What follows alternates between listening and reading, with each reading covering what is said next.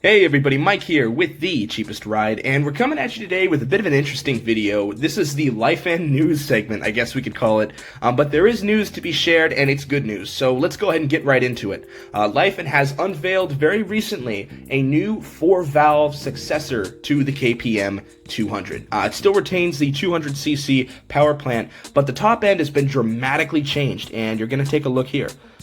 This is the new KPM 200 Café, and man, it looks amazing.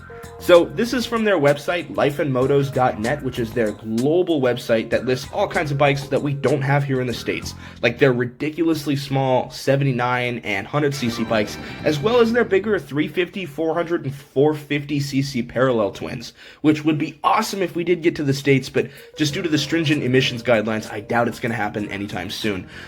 What we do see with this bike, though, are two really big things. One, the aesthetic difference, which is just clearly that it's been cafe'd out. It looks like something that's somewhat custom, but somewhat factory. That exhaust definitely looks custom, and if it does come like that, man, the tuning potential is going to be huge, and it's certainly going to sound amazing. But that engine that's in there is a modified Nbf Gen 2 engine, which we're all very familiar with. It looks like the exact same setup as what we currently have, with the removable oil filter and, of course, the sight glass. That's distinguishing it over the Gen 1, which we saw in the 2017 KPR. But this new NRF engine is actually even more impressive than any of the ones we've seen so far, which obviously is what we hope to see. But this should actually be coming to the United States, which is the most important part about this.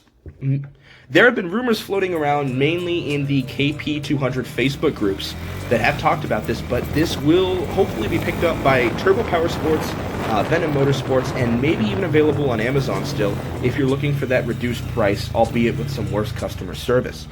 So the NRF 200 engine here, you can see that absolutely massive head that I actually really like the look of. It helps the engine look a little bit more substantial. For those current KPM owners, you know that the look of the engine compared to the rest of the bike, it does look a little silly. It's a little undersized, so that might help too. But the power has been bumped up significantly. We're going from 12.5 kilowatts at 8,000 RPM on the stock Nbf KPMs to a whopping 15 kilowatts, which translates to about 21 horsepower at 9,000 RPM. So you get an extra 1,000 RPM out of the rev range, but you're also bumping up torque as well by about 1 Newton meter. I believe the stock is 16.5 Newton meters, but I could be wrong, and that also has bumped up 1,000 RPM from 6,500 to 7,500. So Lifan's kind of treating this more as a traditional sport bike, it looks like, with higher revs across the board, still keeping that same ridiculous 11.5 to 1 compression ratio, which is definitely good. You definitely want to run premium fuel in an engine like this, not that it's going to cost you very much anyways here, but man, look at the proportions on that bike. From the side, it actually looks really good. I love the little panel striping they've done here.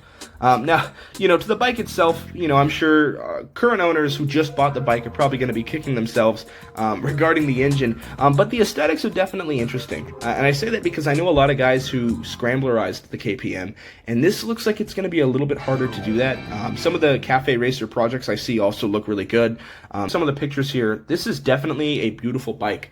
There are some KR branding there. I'm not really sure what that means, and knowing Lifan, they probably don't either.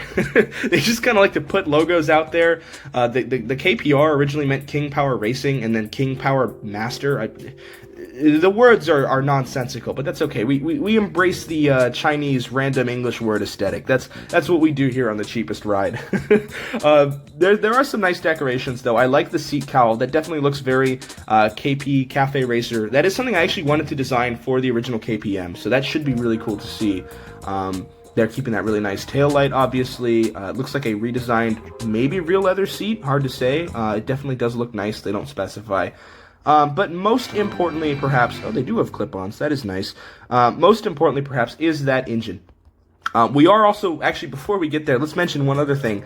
We do get ABS on this new version of the bike. That is huge. So, dual channel, in theory, I'm going to guess it's either going to be just front. Maybe we can see front or rear, which would be really cool, but I'm hoping Lifan kind of knows their audience and keeps the rear either switchable or just off entirely, because let's face it, we're going to do hooligan stuff on this. Let's drag the rear out. But, man, ABS on this bike. So we're going to have a 20 horsepower ABS ready beginner motorcycle that's going to be really well sized. And look at that little USB outlet too. So this is a serious little bike here. Especially with it. So here's the interesting thing though. We say serious bike. Look at the max speed down here, 123 kilometers an hour. That's about 76 miles per hour. So I don't think they're changing the bottom end at all. In fact, I'm willing to bet when this comes out and all the parts come to AliExpress, as they always do, us current KPM owners and KPR owners, presumably, should be able to actually transplant the entire head onto our bikes. And I know at least one person will try it. I don't know if that's going to be me or someone else. I don't currently own the KPM anymore. If you're curious, watch the other video that I just published recently about that, because I do have some things to say. But those who do own the bike, I wouldn't be surprised if a kit came out for it, or if there was just a simple tune you could do. I mean, everything's so cheap for this bike, and the parts are so available just online with AliExpress, it would not surprise me. But since that ratio is the same, there are some interesting things to note in comparisons. And the biggest comparison that's very easy to draw is the Duke 200. So before, you could compare the KPM and the Duke, and it was a little unfair because the Duke obviously had a 200cc mill, sure, but it was dual overhead cam, and it made significantly more horsepower. It was 24 horse compared to the KPM's 17-ish, maybe 18 with an exhaust. So now that we're stepping up the game a little bit more, there are some interesting parallels we could make, and if we assume the power is similar, then the gearing tells us all. The Duke 200, I believe its top speed is, let's check here, yeah, it's 87 miles an hour. So if the KPM is of similar power, and it's only going to 75, I imagine the 0 to 60 might actually be very respectable for this displacement size. Now the Duke 200 will do 0 to 60 in about 7.8 seconds. It's not a fast bike, obviously, but for what it is, it's actually pretty impressive. If Lifan keeps the exact same gearing, what we're going to get out of this new KPM is a bike that, in theory, could do 0 to 60 in just under 7 seconds. We might even be able to see mid-6s, like 6.4, 6.5, which puts it closely in line with something like a loaded-up BMW G310 GS. Out of a 200, that would be serious business. So that's actually really exciting to see, because I've ridden a Duke 200, and while the small bike woes that I've pointed out before are true, it's actually dailyable. And now if you do a sprocket mod to a KPM, it becomes a lot more dailyable on the highway too. But having something with more power like this, and better gearing, man, you could actually cruise on this thing. It goes from 65 being something where, yeah, you can do it if you have an airbox mod, an exhaust, and a windscreen. 65 on this bike might actually just be an ordinary Tuesday. That might have no issue whatsoever, and if that's the case, then Lifan's really going to go somewhere. And I am fairly certain here that we are going to see this in the United States. It should be coming out for the 2023 model year. And of course, we can always continue to pester American Lifan, as I've been doing, to basically coerce them into bringing this and importing it to the States. But this should happen, which is really exciting. Now, in addition to the KPM 200 4V, as we're calling it, the 4-valve KPs, we are getting an updated KP 200, which appears to be the KPS 4-valve. And man, you guys, this thing looks really good. So it looks like we've retained the tail and probably the chassis of the KP200, but we've got a revamped headlight, we've got a new tank, or certainly new tank plastics, and new side skirts on the fenders here. And this thing looks really classy. It kind of reminds me of like a CF Moto 300 NK. Now those are parallel twins, so the single should be making good power here too. It looks like they're taking a much more standard approach to the exhaust, but power should be very similar. Man, that's a beautiful bike. I'm really excited about this. This is something we could definitely see. And here's the big thing, is when you're looking at this compared to a Duke, this is something you can order and just ship it to your door. So that's a huge advantage over a Duke 200, especially when this has an actual competent engine that is, like I said, very livable. So this one's still making at 20 horsepower, 15 kilowatts, meaning the exhaust probably doesn't do that much, or knowing life, and they may have just not done the actual direct measurements between the two, because it would really be surprising if an unrestricted system like we saw on the KPM Café made the exact same power as this very catted out, very big muffler that we see on the KPS. So it's interesting. But again, look, there's the KRO branding, and I'm not sure what's up with that. I thought maybe it was part of the Lifan racing team that they do in the Chinese road racing circuit, but I didn't see anything on it either. So I'm not sure what the deal is with that. They do look to be using the standard Lifan street wheels, and it does look like ABS is also going to be coming on this bike. Man, look at those colors too. That's going to be a fun ride, and if you're looking for a first bike, that's going to be a hell of a ride. I actually think this should work pretty well. We're getting a new revamped digital dashboard, which looks pretty decent. I think the KPM still did it a little bit better. But for what you're dealing with here, yeah, this is going to be a serious step up. People who are looking at this is going to be a serious Duke contender, and probably a good first beginner bike for a lot of people. Now, that does bring me to one really important part that we haven't covered yet, which is price. So we've got new features. We've got ABS. So this will actually have ABS as optional. Okay, that's interesting. But we've got ABS. We've got a new revamped dual overhead cam engine, which is notoriously more expensive to make. That's why a lot of these Chinese bikes just don't do it. That's why the cheapest bikes are the Dongfeng bikes, because in addition to being a Chinese clone of the Honda CRF 230 engine, they use a pushrod single-cylinder engine. So the valve train is even simpler. In general, the simpler the design of the engine, that translates to the entire price of the bike. Now, Lifan always does have a premium element to them, and they are the nicest of the Chinese bikes. One of the nicest that you can buy right now. I think CF Moto might beat them a little bit now that they have a more larger stateside presence, but for the small displacement Chinese bikes, you can't beat Lifan.